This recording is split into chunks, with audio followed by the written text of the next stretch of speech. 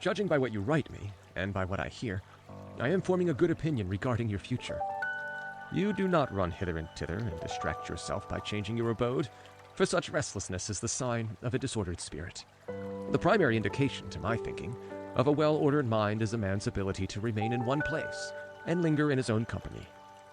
Be careful, however, lest this reading of many authors and books of every sort may tend to make you discursive and unsteady. You must linger among a limited number of master thinkers and digest their works if you would derive ideas which shall win firm hold in your mind. Everywhere means nowhere. When a person spends all his time in foreign travel, he ends by having many acquaintances, but no friends. And the same thing must hold true of men who seek intimate acquaintance with no single author, but visit them all in a hasty and hurried manner. Food does no good and is not assimilated into the body if it leaves the stomach as soon as it is eaten. Nothing hinders a cure so much as frequent change of medicine. No wound will heal when one salve is tried after another. A plant which is often moved can never grow strong.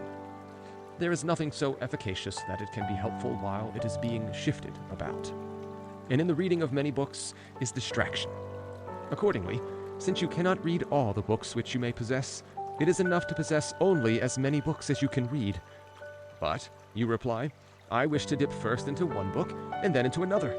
I tell you that is a sign of an overnice appetite to toy with many dishes. For when they are manifold and varied, they cloy, but do not nourish. So you should always read standard authors, and when you crave a change, fall back upon those whom you read before. Each day acquires something that will fortify you against poverty, against death, indeed against other misfortunes as well, and after you have run over many thoughts, select one to be thoroughly digested that day. This is my own custom. From the many things which I have read, I claim some one part for myself.